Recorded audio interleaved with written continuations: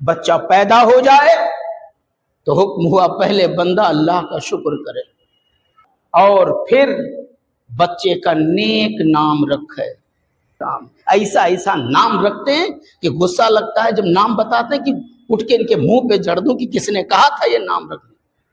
بچے بولے راجو بڑا بڑھیا نام ہے, پپو رکھ دو بہت سندر نام ہے. جب اللہ اپنے غضب کی لاٹھی مارے گا تو تمہارے پاس کوئی علاج نہیں رہے گا. وہ پوچھے گا کہ تو نے سنسکار کتنے دیے تھے. بچے آپ کے لیے رحمت بھی ہیں, بچے آپ کے لیے زحمت بھی ہیں, بچے آپ کے لیے نجات بھی ہیں اور بچے آپ کے لیے جہنم میں جانے کا ذریعہ بھی ہیں. السلام علیکم ورحمۃ اللہ وبرکاتہ. وعلیکم السلام ورحمۃ اللہ وبرکاتہ. پڑھیں الصلاۃ والسلام علیک یا رسول اللہ وعلی آلک وصحابک یا نور اللہ صلی اللہ تعالی علیہ وسلم. کہ حضور نے فرمایا اپنے بچوں کی عادت میں تلاوت القرآن ڈال دو, قرآن پاک کی تلاوت کی عادت ڈال دو. اس کی بھی بہت ساری وجہیں ہیں.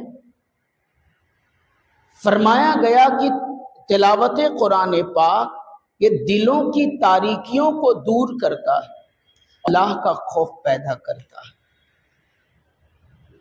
دل میں آخرت کی یاد پیدا کرتا ہے.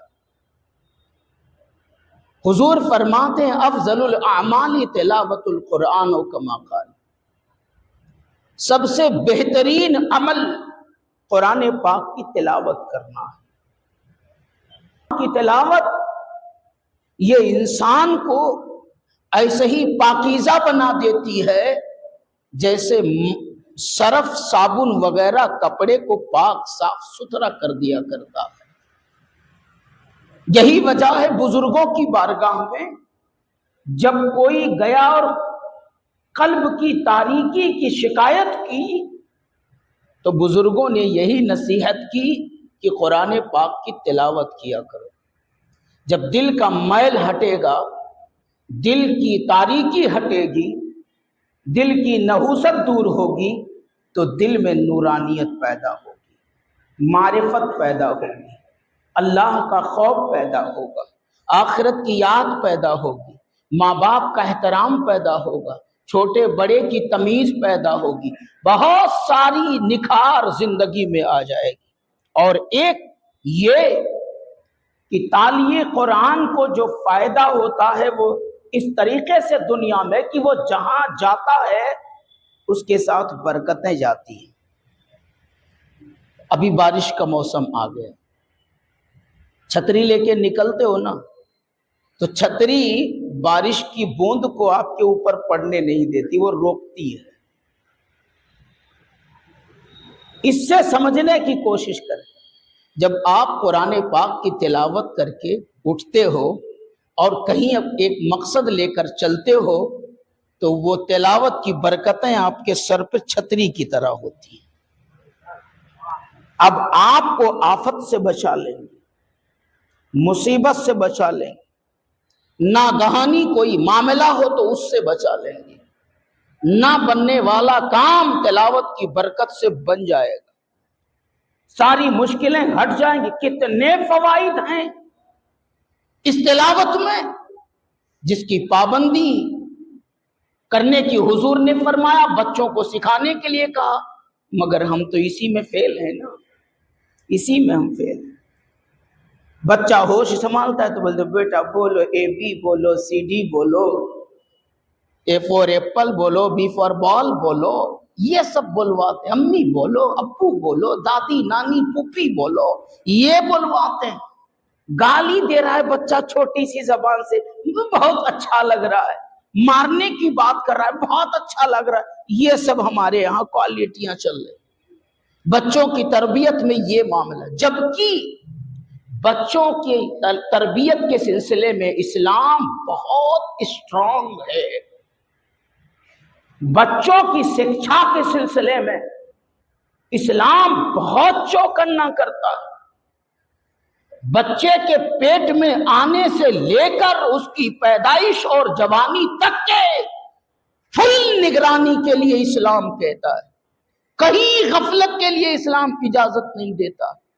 ایسے ہی ڈٹے رہنے کے لیے اسلام کہتا ہے جیسے کہ ایک مالی اپنے باغ کے پیچھے رات دن ڈٹا رہے کہ باتیں سر سر کے جھونکے اس کے باغ کو جھلسا نہ دے، دھوپ کی تمازت، پانی نہ ملنے کی وجہ سے باغ کو کم ختم نہ کر دے، کوئی حیوان آ کے چر نہ لے، کوئی دشمن آ کر کاٹ نہ دے۔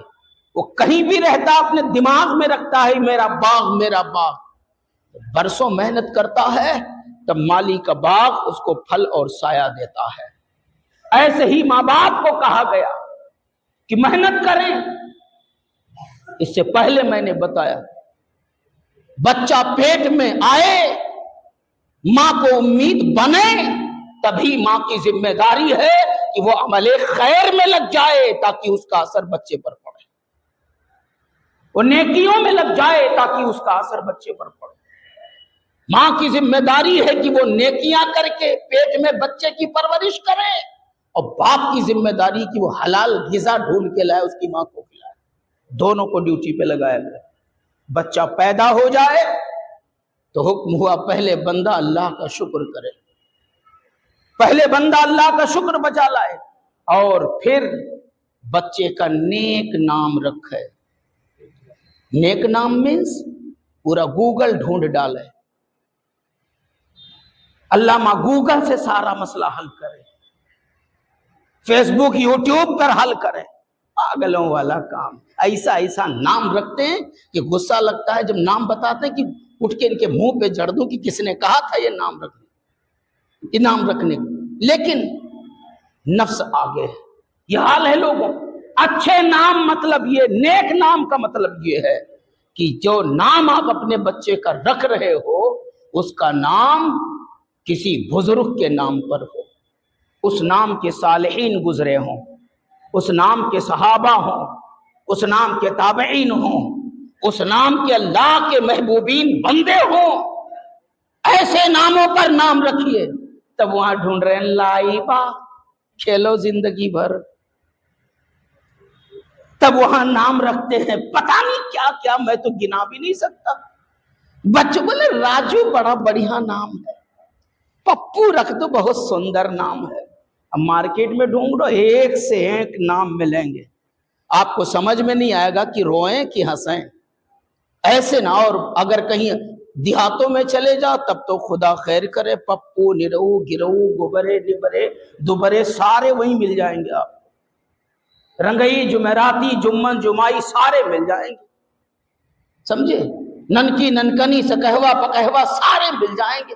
یہ نام، یہ حال۔ اب آپ سوچو پیارے، میں افسانہ نہیں سنا رہا، ذرا احساس کرو کہ ہمارے بگڑنے کی سطح کیا ہے یار۔ کہاں گئے ہم؟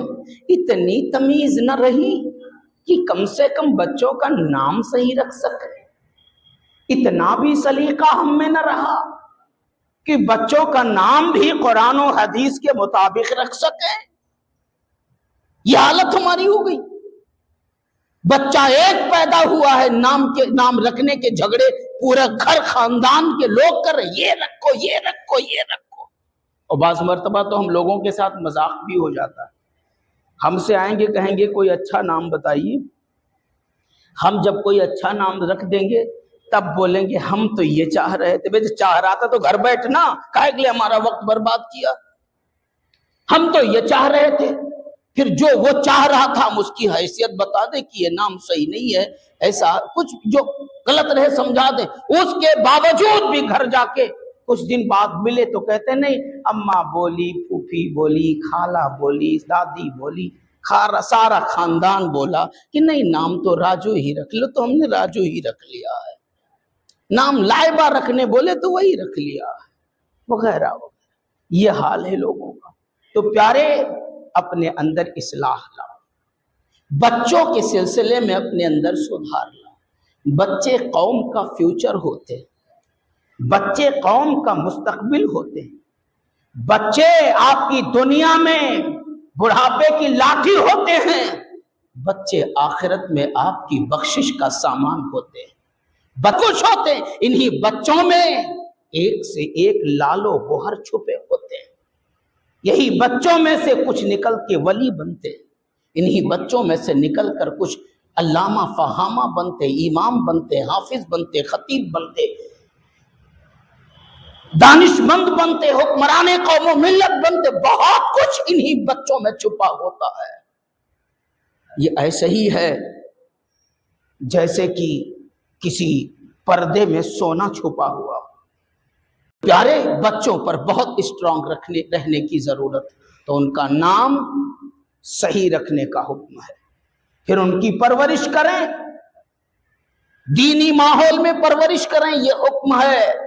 اور جیسے ہی بچہ 7 سال کا ہو جائے نا, اس کی انگلی پکڑو, سیدھا مصلی کی طرف لاؤ, اپنے ساتھ لاؤ, لے جاؤ مسجد تک, تاکہ اس کو سمجھ میں آ جائے کہ راستہ یہی ہے جس پر ہمیں چلنا ہے.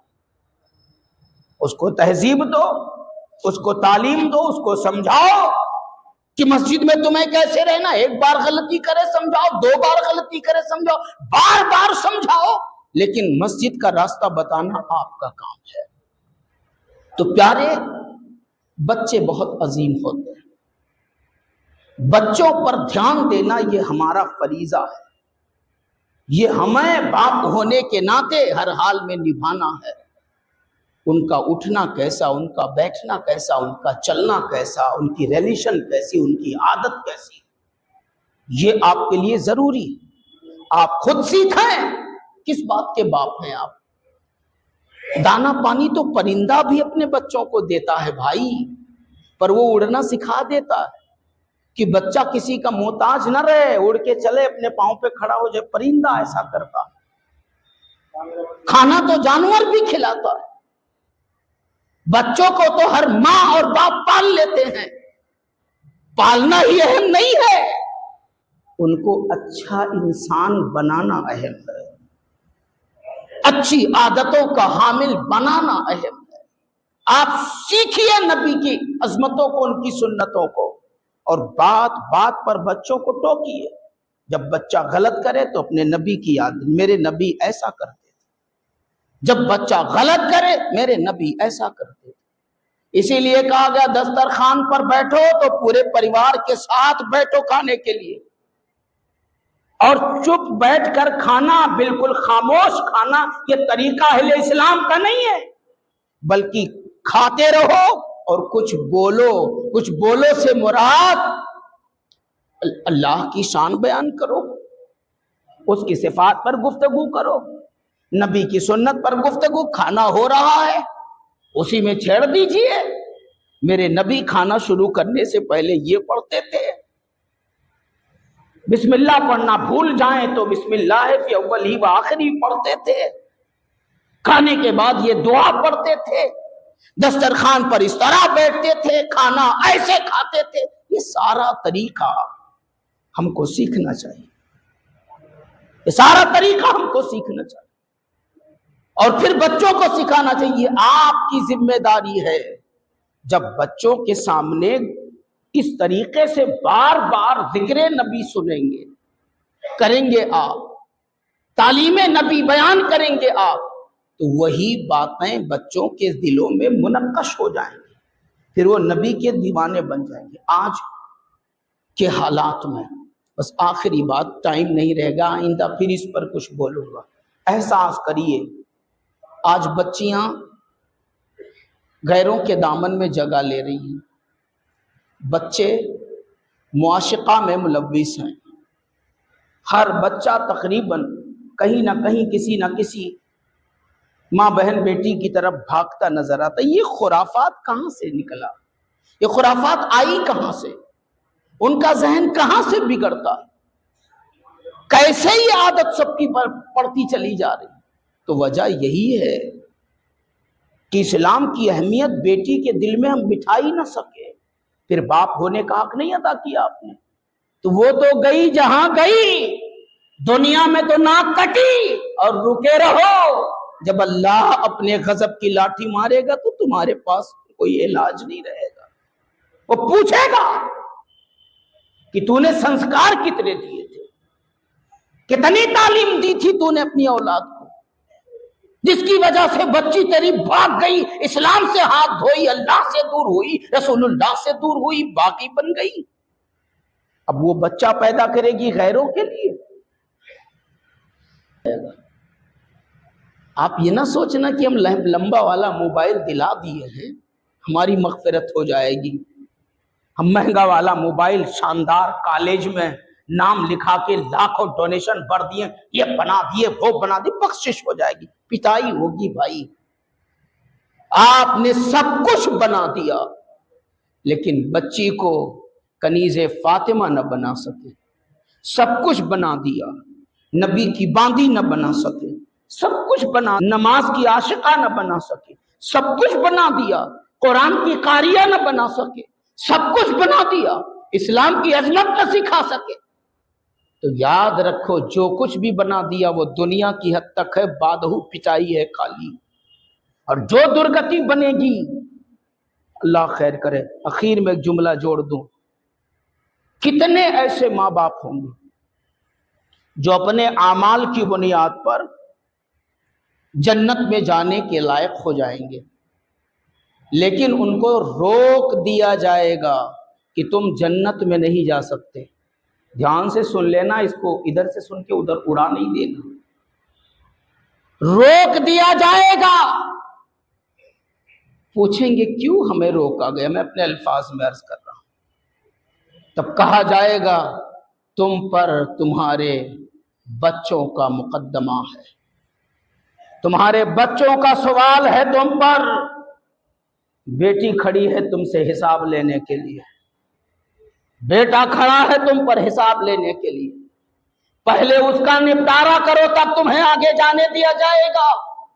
چلتے ہوئے قدم کو روک دیا جائے گا۔ یہ کتنی مشکل گھڑی ہوگی بھائی بتاؤ، یہ کتنی بھیانک گھڑی ہوگی بتاؤ کہ جنت کی طرف چل پڑے اور روک دیا جائے گا۔ اور پھر جب اولاد اعتراض کرے گی آپ کے پاس جواب نہ رہے گا تو کہا جائے گا جناب اب دائیں طرف نہ جائیں، یعنی جنت کی طرف نہ جائیں، جہنم کے شعلے آپ کا انتظار کر رہے ہیں، وہ ادھر جائیے۔ یہ کتنا کٹھن ہوگا، نہ سوچو تو نہ سوچو، پر ایک دن تو ان آنکھوں کے سامنے منظر آئے گا۔ پیارے آپ اپنا فرض ادا کرو، اپنی ساری صلاحیت بچوں کو نیک بنانے کے لیے خرچ کر ڈالو، اس کے بعد اگر بچہ بگڑتا ہے تو آپ بری رہیں گے، فرشتے گواہی دیں گے مولا اس نے کوشش کی، آپ کا وجود گواہی دے گا مولا اس نے کوشش کی تھی۔ تو پیارے بچوں کے معاملے میں اپنے آپ کو بہت چوکنا کیجیے۔ بچے آپ کے لیے رحمت بھی ہیں، بچے آپ کے لیے زحمت بھی ہیں، بچے آپ کے لیے نجات بھی ہیں، اور بچے آپ کے لیے جہنم میں جانے کا ذریعہ بھی ہیں۔ بہت کچھ دنیا اور آخرت کی باتیں بچوں میں مضمر ہیں، بہت کچھ دنیا اور آخرت کی چیزیں بچوں میں پوشیدہ ہیں، اسے سمجھنے کی کوشش کریں۔